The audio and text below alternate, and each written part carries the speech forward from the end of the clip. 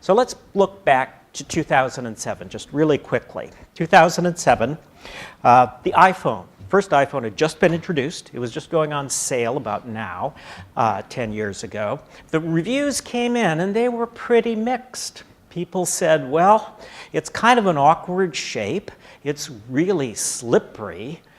It's way too expensive, and it doesn't make phone calls very well. Those were the reviews. You can go back and look at them. So, okay, the iPhone, we'll give it a C+. Facebook. Facebook, 10 years ago, had just opened itself up to people who weren't college students. And it was doing okay. It had, I believe, about 12 million members, which is about the size of the state of Illinois. Not too bad, except when you consider that its competitor, MySpace, had 8 times as many users and was pretty well established. And then Facebook made the mistake of introducing something they called the news feed.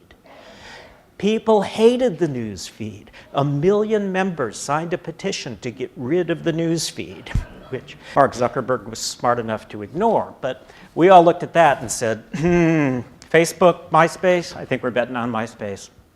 They weren't futurists. The other piece, though, was Twitter. Twitter was born 10 years ago. And I'm not even going to try to tell you how difficult it was to explain to anyone why you wanted to say something in 140 characters. We just all said, this doesn't make any sense at all. And then finally, I remember this. I bought an Acura back then, and I got a GPS system. It only cost $2,200. So, flash forward to today. iPhone is on its 7th version, and among many other things, we don't tend to use it as a phone all that often, but it is the most popular camera on Earth. Facebook. Facebook is now up to very close to 2 billion users. It has more active users than there are Chinese in China. Twitter. Well, all I have to say is Twitter has now become part of the American democratic system, for better or for worse. Oh, and the GPS, it's now free. It comes in your phone. So that's how fast these things change.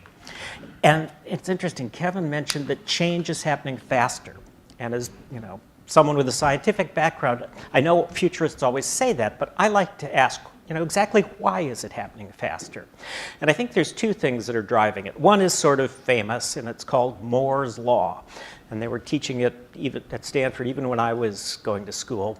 And that's the idea that the number of transistors on a chip, on a computer chip, doubles about every 18 months to 2 years. And that's what determines its memory capacity, its processing speed. So it basically goes from 2 to 4 to 16 to 256 to 1024. It's a very fast increasing curve. Now, that looks like it's going to be true out to the early 20s. So that means basically the iPhone 11 back out there will be as powerful as the average mid-sized business server of today. It's just literally an exponential growth. But here's the law that interests me, and I think has implications for business on a very broad scale. And that's another law called Metcalfe's law. And Robert Metcalfe was the man who invented Ethernet, among other things, and was there at the birth of the commercial internet and even the internet when it wasn't even called the internet. And about 10 years ago, he postulated Metcalfe's law, which says that the value of a network grows as a square of the number of people attached to it. So again, it's an exponential growth. It's 2, 4, 16, 256, because as soon as you join a network and it's useful, now all of your friends go, oh, Michael's in that network, I'll join too. And now all of their friends get involved. So that's how Facebook went from 12 million 10 years ago to just about 2 billion today. And we're starting to see it affect business. The best example, fairly close to us here, is Uber in New York City. Now, Uber is a classic network company. It grows very, very quickly because the more drivers there are, the more users there are, the more useful it is for the drivers, the more useful it is for the customers. So it has grown exponentially. But it was 2 summers ago that the number of Uber cars in New York City began to approach the number of yellow cabs. And the yellow cab lobby got really upset. So they went to Mayor de Blasio. And of course, the yellow cab lobby has been an influence in New York politics for 80 years. They went to the mayor and they said, this is a problem, can you help us with it? And de Blasio actually said publicly that he was going to put a cap on the number of Uber cars in New York City. Well, by then, Uber was already so rich and powerful that they hired Obama's former campaign manager and launched a brilliant PR and marketing campaign throughout the 5 boroughs of New York, asking anyone who ever used Uber to call de Blasio's office, and lo and behold, 2 weeks later, de Blasio announced that he'd actually misspoken a little bit. They're not going to put a cap on Uber cars, they're going to study the problem. And today, there are 5 times as many Uber cars as yellow cabs in New York City, and the yellow cab lobby is still wondering what hit them. And we're seeing that in lots of industries. Airbnb, for example, or in the financial industry, we're starting to see the so-called peer-to-peer lenders, like Lending Club, again, sort of move so quickly that they get ahead of the regulators, and the regulators don't quite know what to do about it. So that's, I think, why things are happening so much more quickly. The combination, then, of the fact that the hardware is just accelerating and its spread is accelerating also. So let me talk really briefly about the technology pieces that I think are going to be important here. Basically, in the 20s, we will be connected to the internet, to the virtual world, all of the time, 24 hours a day, 7 days a week. Either through our devices or through all the objects around us.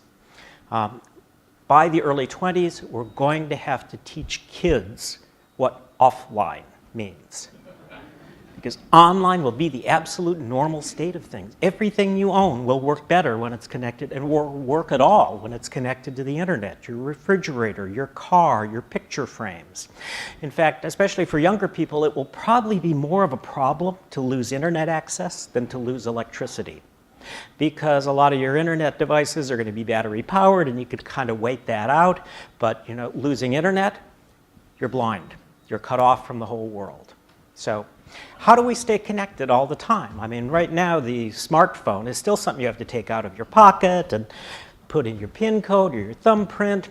The fact is, it's kind of awkward, and it's only a step along the way. This is something I've been talking about for 5 or 6 years, wearable computers, which in the old days was actually pretty close to flying cars, particularly the one I want to talk about today, which is smart glasses. Eyeglasses that let you see the real world, but also let you see information from the virtual world. Now, 5 years ago, that sounded completely nuts. And then the guys from Google, mostly guys, started wearing something called Google Glass, and everyone made fun of them. And it was actually, I developed for Google Glass, and it was just a terrible implementation. And so Google finally took it off the market, and everybody said, okay, well, that's it. That's it for smart glasses. Those aren't going to happen. But those smart glasses were more like the cell phones of the early to mid-'80s, the ones that were the size of a shoe and had a big antenna sticking out. Because the next generation of smart glasses begin to make sense. I'll give you a quick example of a pair that I tried at the beginning of the year in Las Vegas at the Consumer Electronics Show. They kind of looked like these glasses, a little chunkier because they still have some electronics in them. They connect by Bluetooth to your mobile device, and there's special software on your phone that formats it for the glasses. The way that it handles sound is through a technology called bone conduction, so that it actually doesn't require earbuds or anything sticking in your ear. It's a little transducer that sits behind your ear on this bone, and the sound goes in through the bone into your eardrums. And it works really well. Music sounds good, and it actually kind of sounds like you have voices in your head. So if you like that sort of thing, you're going to love this. But the other thing it does is it picks up your voice. Even when you speak really, really quietly, it picks up voice commands. So that's the audio. The video is actually, there's a couple little projectors down here on each side of the frame that projects an image into the bifocal area, the old bifocal area on glasses. And the result is a screen that seems to hover in the air in front of you. About a 50-inch screen, transparent, you can see through it, and it just follows you as you go. So I put these on, and attached it, trained it to my phone, which was an Android phone at the time. And I went up on the street, and it was trained for voice commands. So I said, OK, Google, where am I? And immediately, Google Maps floated in the air in front of me with that little blue arrow showing exactly where I was in the convention center, and I could look around and exactly match the map with where I was. Now that's augmented reality or mixed reality. And that's going to be something that's very, very valuable, I think, by the end of this decade. For those of you who followed the game Pokemon Go, that is the first big augmented reality hit, where you actually use your smartphone to run around and see monsters that can only be seen through your smartphone. Playing that with smart glasses is another level entirely. So I've thought about this, and actually when I was developing for Google Glass, I thought, okay, for today's 10-year-olds, by the time they're ready to buy these things, they'll wear them. I mean, if we make them look cool enough, at least at work for part of the day, maybe at home, you'll wear smart glasses. We might even save some neck vertebrae along the way, no more walking around like this. But I thought, the real proof will be, can I think of an application for baby boomers? And so that's when I invented, what's their name? And here's how it works.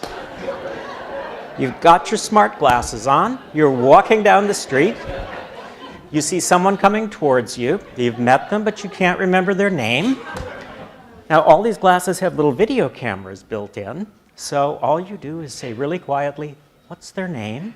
It takes their picture, searches through LinkedIn, Facebook, Google Images, comes back a microsecond later and says, that's Michael Rogers. Oh, hi, Michael, it's good to see you again. So, I'd pay for that. So smart glasses, I think we're going to see them. It's going to be another couple years, but we'll see smart glasses. Another thing we'll see is not smart watches. It's interesting. I work with some manufacturers in South Korea who admire the Apple Watch, but they say quite accurately, the Apple Watch and all the smart watches waste the whole band. That's real estate. That should be a screen too. So a number of the screen manufacturers in Korea are making essentially wristbands out where the entire thing is a screen. And when you're using it, it can be a little video screen or it can be a little calculator. When you're not using it, you can download your team's mascot or the latest designer pattern. They say that's the future of wearable watches. They'll actually be wearable bracelets. Okay, but let's assume that you don't want to wear any of these things. How will you be connected?